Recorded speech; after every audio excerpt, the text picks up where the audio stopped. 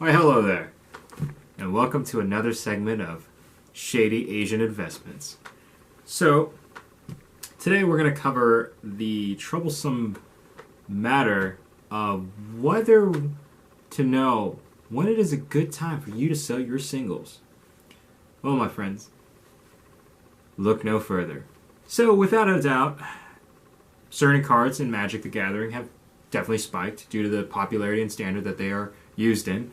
Scarab God recently went through a huge fluctuation in prices. It went from like an MSRP of 26 to jumping to 40, and I've seen it. It's great, and the longevity of it, there's a future for it. But there are certain cards in Standard that do not have that. That longevity is necessary for the price to accumulate interest, in a sense, whether to be able to be played in like multiple formats such as Modern, Legacy, Commander. And with those booming formats, they're definitely going to need that extra finesse. You know what I mean? Finesse. So, with that in mind, I got my monkey suit, my coffee, and I'm going to explain to you when to sell Magic cards. So, in my experience, you really want to have a card that, as I mentioned before, has a longevity. You can be used later down the road in multiple decks, multiple colors, obviously. And there are certain cards that do have that fluctuation in price during the period they are in legal and standard.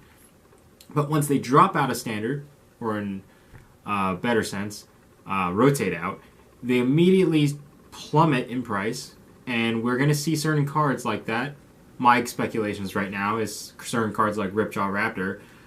It's sitting at like $10. Registrar Alpha, that's sitting at like a good $7.50, give or take. And really, you have to wonder, they're just kind of like beat sticks. And in Standard, those are great beat sticks to have. Same thing as the Tyrant, the Carnage Tyrant. Jesus. Hexproof, can't be countered, and trample. Jesus. 7/6.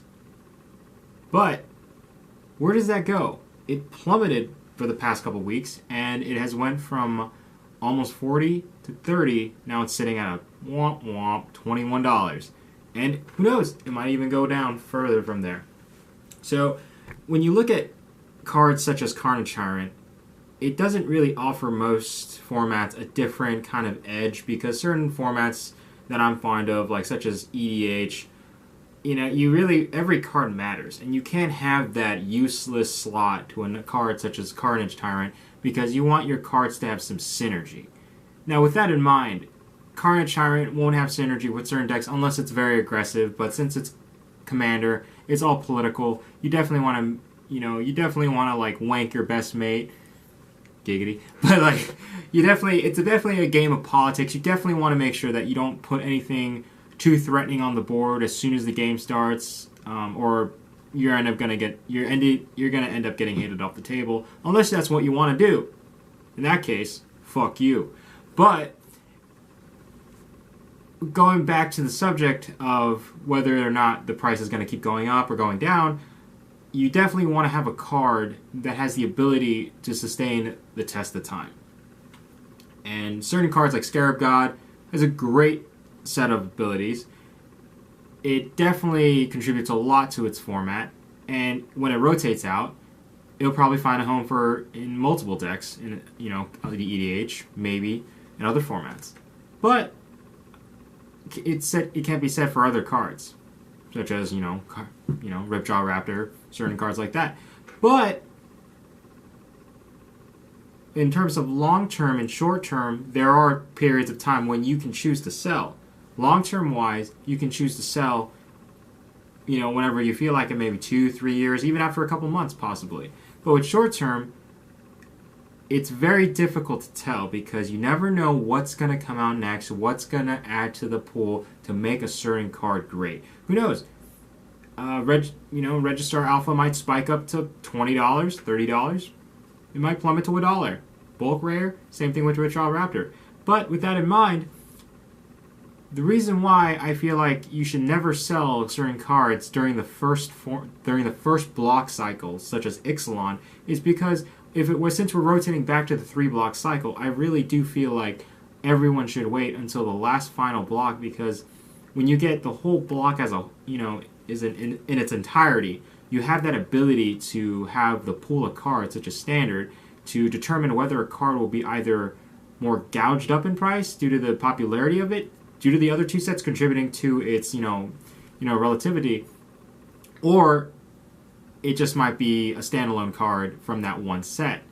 So it's all a guessing game. It's very good speculation, but I'd rather determine with just an actual pool of data, rather than just guessing and just selling it off and feeling like an idiot, selling it off for $10 opposed to maybe $20, $40. People probably sold their Scarab Gods for maybe like $15, and now they're they're scratching their head like, ruh-oh, like I should have waited, $40. That's top Dara.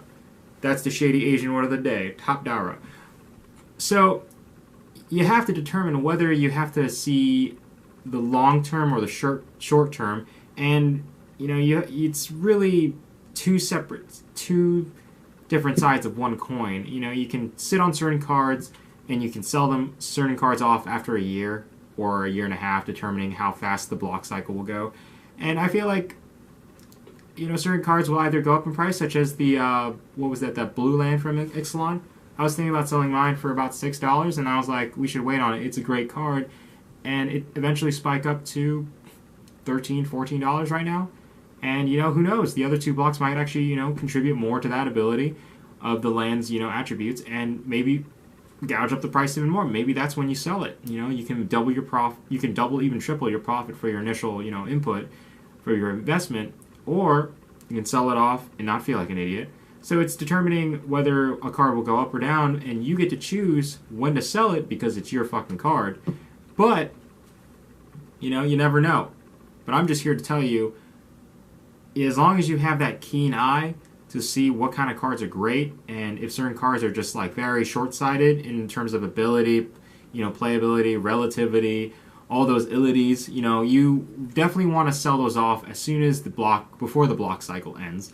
And you want to definitely determine whether certain cards are great, because when you look at certain cards, like going back to Ravnica, you get cards like, Vandal Blast, sitting at a quarter. Now, with the popularity increasing in, EDH, all those certain kinds of, modern, all those formats, all of a sudden, that 25-cent card is now all of a sudden $1, $2. And with people having bulk, imagine if you bought certain booster boxes of Ravnica, or whatever set Vandal Blast came out of. I don't know. Should probably know that. Don't hate me. You can sell them off for, you can make back almost, 75% of the initial input. So you're making $1 or $2 off each card. You multiply that by, let's say, 200. You do the math. It's a lot of money. It's a very grindy process selling cards. But if you're watching it, you already know. And you've already almost have your 1 foot through the door thinking, maybe I should do this, maybe I shouldn't. But think about it this way. As long as you play the game, you're bound to see what kind of cards are going to be great in the long term, and what kind of cards you should pitch when they hit their pinnacle in price point. So with that in mind, always see the grand scheme of things. If you enjoy playing the game, then enjoy it. If you want to enjoy it and sell, then do both. I'm just a guy in sunglasses and a suit, just telling you certain advice and what you could do, but not what you should do, because it's your own damn cards. So, this is Jan coming from the Arcane Lighthouse. I'm in a suit, in some shades, filming myself drinking some coffee. Just thinking, enjoy the game, because if you don't, what's the fucking point, right?